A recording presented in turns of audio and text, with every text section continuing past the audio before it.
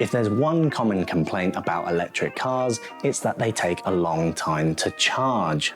Well, I am here to briefly explain why the reality is anything but. Before we get stuck into the episode, please subscribe to our channel. We know that around 80% of our viewers are still not subscribed. It only takes a moment to hit that subscribe button. The more subscribers we get, the more views we get, the more YouTube will take notice, and it means that we can do more exciting things, such as reviewing cars, going on long car trips, and admittedly, that sounds like a lot of fun for me, but I'm hoping it'll be a lot of fun and informative for you too. So hit that button down below and let's get on with the episode. So I am going to briefly explain why charging an electric car doesn't take as long as you might think. Firstly, let's agree that EVs have big batteries and they do take quite a long time to charge from empty to full. It's been 84 years. But therein lies the secret. And remember that phrase, empty to full. Now, I am no battery specialist and I'm not about to attempt to explain why EV batteries take so long to charge or why their charging rate slows down after 80%. And frankly, I can't be bothered. If you do want detailed explanations of battery charging and EV charging, then I can highly recommend the Plug Life YouTube channel run by Ewan McTurk.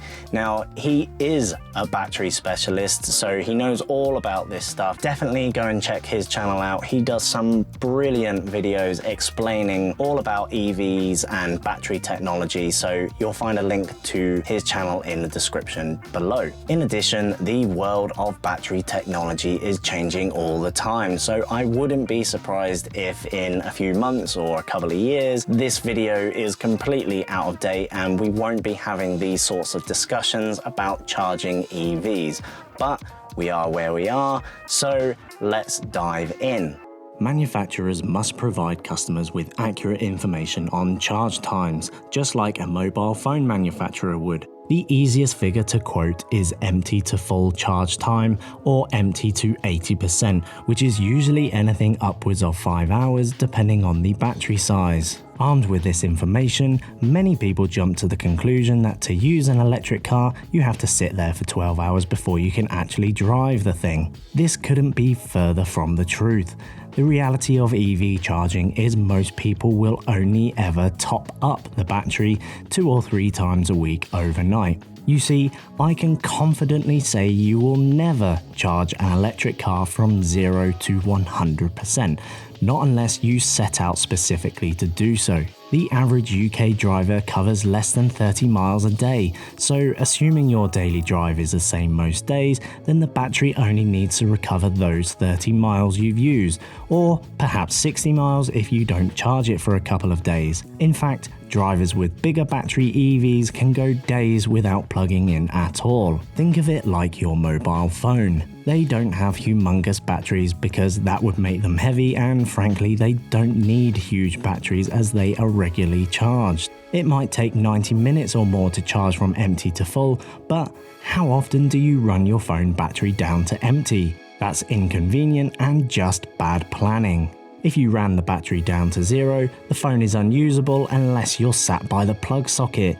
What do most of us do? Most of us plug in our phones overnight when we aren't using them and wake up to find them fully charged. We might plug them in for a top-up charge during the day, but that's usually after heavy use. We don't even think about how long our phones take to charge. We go to bed, we plug them in, and wake up to a full phone battery at 100%. Think about it, when was the last time you asked how long a phone takes to charge? It's a non-issue because you always have somewhere to charge it at home and it's regularly topped up. Living with an electric car is basically the same. So my own charging routine reflects exactly what we've just been through. I have a Tesla Model 3 and you can watch my owner review by clicking on the banner in the top corner or in the description below. It has a real-world range of about 200 miles. Now, I'm not very efficient with it at all, so I'm sure other people get better usage and efficiency stats from it than I do. However, when I drive to work, it's a 27-mile round trip. let's assume I go to the shop or something like that, and we'll round it up to 30 miles a day just to make the maths a little bit easier. Based on that daily mileage, I only need to charge my car once a week, maybe twice if there's some extra trips in there, but that includes my weekend driving as well. So you see, it doesn't take me any time at all to charge my electric car because it's happening when I'm doing other things and the car isn't being used. This is me charging my car. This is me charging my car. This is me charging my car. In fact, it's mostly charged for a few hours when I'm asleep, but I'm none the wiser because I'm busy, sleeping. So my electric car always has plenty of range ready for when I need it.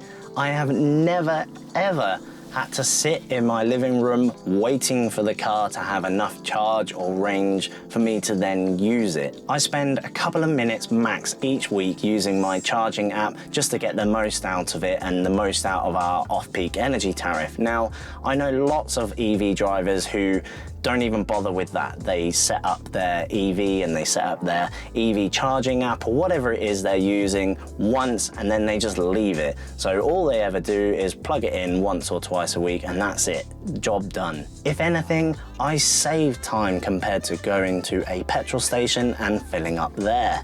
We have a little 1.2 litre petrol Corsa as our second car. It's our skip car, basically. If we need to take stuff to the tip or we need a hatchback to fit some larger items in the back, then we use the Corsa. It's very rare, but we've had it a few years. It's a great little car and worth keeping for now. However, it's become a real chore for me when I have to actually take it out on a special trip down the road just to fill it up with petrol. I know, first world problems, right? It's a real hassle though compared to just sitting at home and my Tesla just charging up happily on its own, ready for when I need it. Imagine needing to take your phone to a special building down the road to power it up. Yes, it might not take long when you're there, assuming there isn't a queue, but you've had to leave your house especially to charge it, and you will have to do so again when it runs out of battery. Oh, and it costs you about £60 each time for the privilege.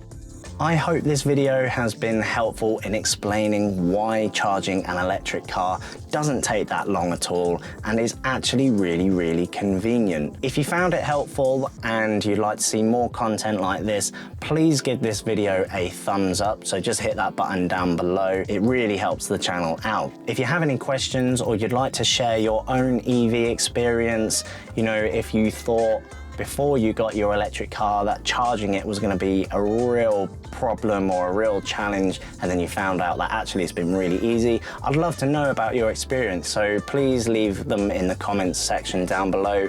Not only do I find it interesting, it will probably help other people out as well. And if you haven't already, don't forget to subscribe. See you next time.